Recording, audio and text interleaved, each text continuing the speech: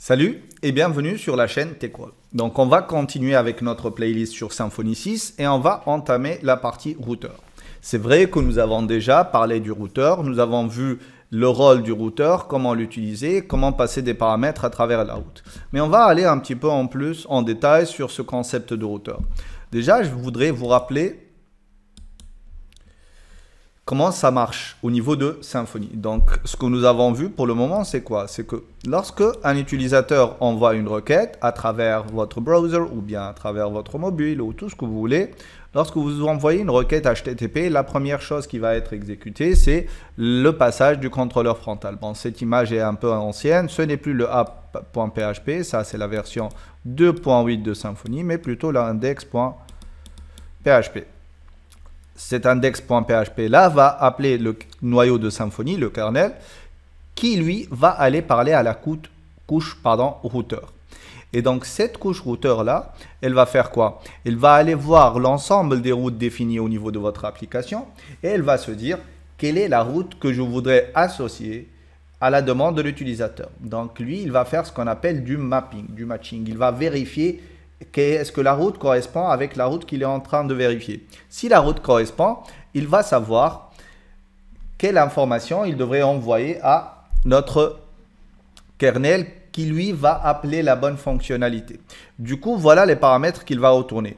Il va lui dire, voilà, si tu demandes cette route-là, c'est que tu veux avoir le contrôleur desc_controller, dans ce cas-là, la méthode ou bien l'action, la terminologie avant on l'appelait action, maintenant c'est une méthode simple, c'est show.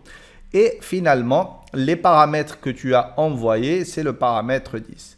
Donc ça, c'est le fonctionnement du routeur. Donc lui, il va avoir une liste de routes définies dans un ordre que vous définissez. Donc c'est l'ordre d'appel des différents contrôleurs, etc. Et au niveau même du contrôleur, c'est l'ordre d'apparition des méthodes, si vous utilisez par exemple les attributs ou les annotations. Donc lui, il va commencer à tester une par une. Donc est-ce que cette route correspond à ce que je cherche? Si oui, je récupère les informations et je les retourne. Sinon, je passe à la route suivante. Et ainsi de suite. S'il n'a aucune route qui correspond, il va déclencher une erreur 404. Donc voilà l'idée principale d'un routeur. Donc maintenant, on va voir les différentes façons de définir une route. En fait, tout ce qui est configuration au niveau de Symfony peut se faire avant de 4 méthodes. Maintenant, on peut le faire en utilisant 5 méthodes. Donc les méthodes les utiliser sont le XML, le YAML, YAML, comme par exemple ce fichier là. Donc ici, on voit qu'on a une configuration en YAML. Ici au niveau de service.yaml, vous voyez, c'est une configuration du type clé-valeur. Donc clé de point, valeur. Ici, il n'y a aucune valeur. Ici, c'est clé-valeur et cette valeur-là, elle a des sous-valeurs. Du coup, on va décaler de 4 espaces. Et si on a une sous-valeur, c'est encore 4 espaces supplémentaires. Et si on avait encore une sous-valeur, ça aurait été encore 4 espaces de plus. Du coup, ça, c'est la façon de faire en utilisant les fichiers YAML. Vous avez du XML, vous avez du PHP, vous avez des annotations et vous avez les attributs. Donc, nous, on est en train d'utiliser les attributs et c'est ce qu'on va faire le long de notre formation.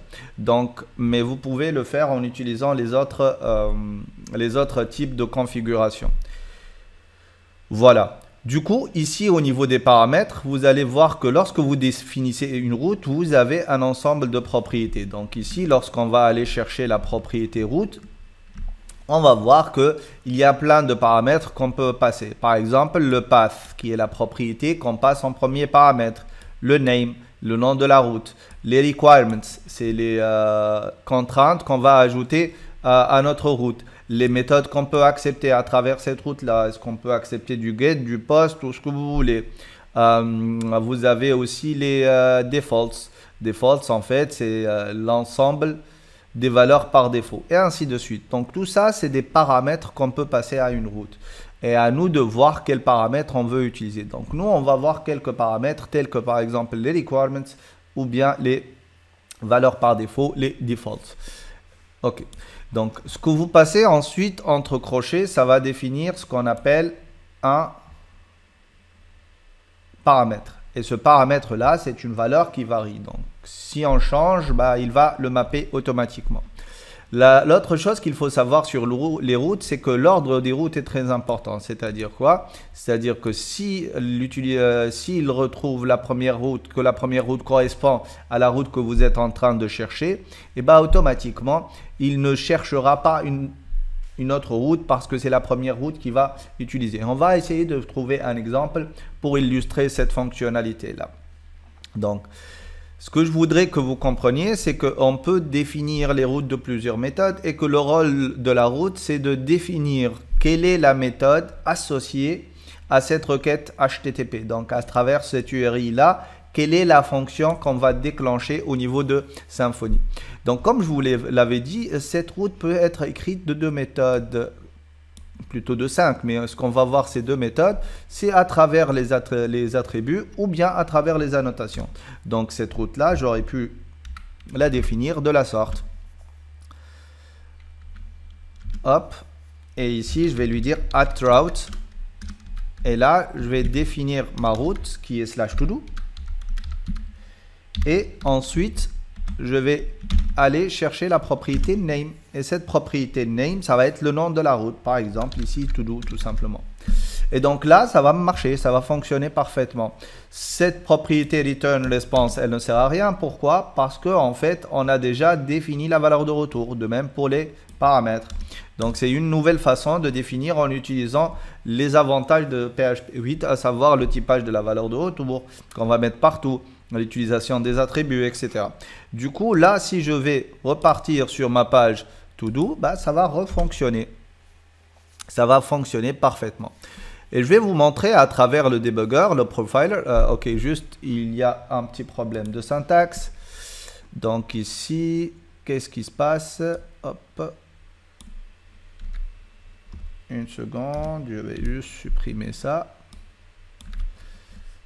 Hop et hop. D'accord. On va relancer. Et on va voir ce que ça donne.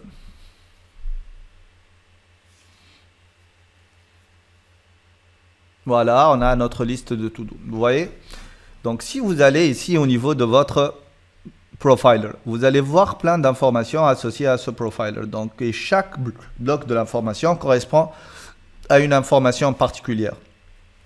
Et vous voyez ici que vous avez la valeur de retour de votre contrôleur. C'est la valeur 200. Donc, en cliquant ici, vous allez voir votre profiler. Il va vous dire, voilà, l'objet request qui a été envoyé. Donc, la requête qui a été demandée. Vous voyez que là, on a la route qui s'appelle todo. On n'a pas de paramètres. Là, le contrôleur et la méthode qui ont été exécutés, c'est le todo controller avec sa méthode index. Voilà les informations envoyées par la requête.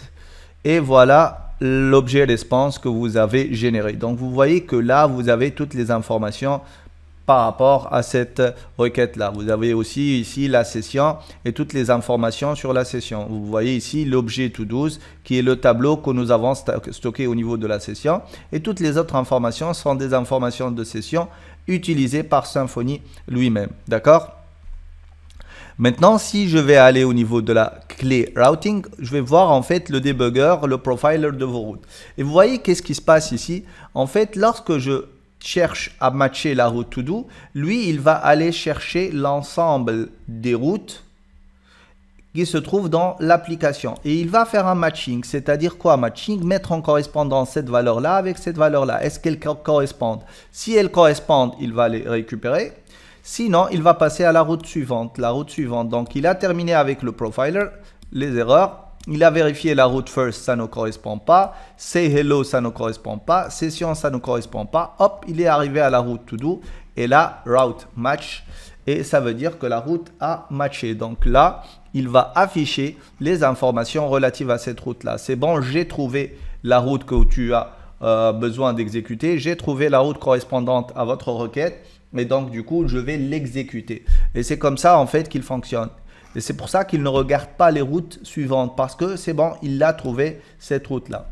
Donc, voilà, on a vu comment ces routes-là fonctionnaient. Maintenant, dans la prochaine vidéo, on va essayer de voir deux propriétés importantes des routes, à savoir les requirements et les valeurs par défaut. À la prochaine vidéo. Salut, ciao!